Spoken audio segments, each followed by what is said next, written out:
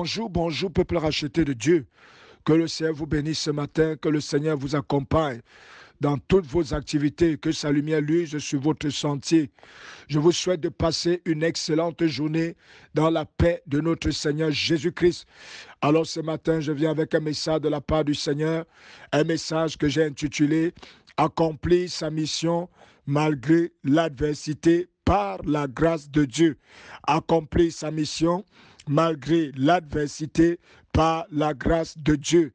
Bien-aimés, ce matin, il est important de comprendre que si le Seigneur nous a assigné une mission, s'il y a une volonté divine à accomplir, ou il y a une promesse qui doit se réaliser dans notre vie, aucune adversité n'a le pouvoir de nous stopper. Aucune adversité n'a le pouvoir de nous empêcher de réaliser la mission de Dieu. L'adversité, comme nous l'avons déjà dit dans le passé, n'est pas un obstacle absolu pour l'accomplissement des plans de Dieu. Et c'est pour cela que Dieu n'est pas forcé de les enlever. Nous serons peut-être appelés à vivre dans l'adversité, mais au milieu de cette adversité, Dieu voudrait que nous puissions regarder à une chose, c'est à sa grâce. Pour cela, je voudrais t'amener dans sa parole, dans le livre de 2 Corinthiens, chapitre 12, verset 9. Voici ce que l'apôtre Paul dit, et il me dit, ma grâce te suffit, car ma puissance se manifeste dans la faiblesse. Oui, ma grâce te suffit et ma puissance se manifeste dans la faiblesse. Bien-aimé, l'apôtre Paul est un apôtre qui a connu tellement de difficultés dans sa mission sur la terre. Il a connu tellement de persécutions et d'ailleurs tout au long de ses épîtres, il en parle. Il a connu les persécutions liées même à ce qu'il a failli perdre même sa propre vie. Et il a demandé à Dieu, à cause de toutes ces difficultés qu'il rencontrait sur le terrain missionnaire, il a demandé au Seigneur si le Seigneur pouvait lui enlever cet aiguillon, si le Seigneur pouvait le débarrasser de cette situation qu'il vivait de manière permanente. C'est alors qu'en ayant prié, Dieu lui a répondu en lui disant, ma grâce te suffit. Alléluia. Ma grâce te suffit.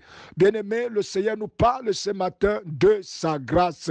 Oui, lorsque nous considérons la grâce de Dieu, alors nous ne pouvons plus avoir peur des obstacles. Alors nous ne pouvons plus avoir peur des adversités. Lorsque nous commençons à considérer la grâce de Dieu, qui est d'ailleurs surabondante dans notre vie, alors nous commençons à réaliser que les adversités ne sont pas un moyen pour nous empêcher d'accomplir la destinée de Dieu. Le Seigneur lui a dit, il y a ma grâce est suffisante dans ta vie, ma grâce est opérationnelle dans ta vie. Dès lors, les adversités peuvent toujours être là, mais elles seront tout simplement comme des perles qui embellissent ta vie. Alléluia. Bien-aimé, que ta manière de considérer l'adversité change, qu'à partir de ce jour, pendant que tu m'écoutes, que tu considères qu'au milieu de l'adversité, il existe ce qu'on appelle la grâce de Dieu. Et la grâce de Dieu, c'est cette capacité surnaturelle que le Seigneur a déposée en toi pour pouvoir triompher de toute situation que tu vois devant toi. En réalité, rien ne peut t'empêcher de réaliser cette destinée.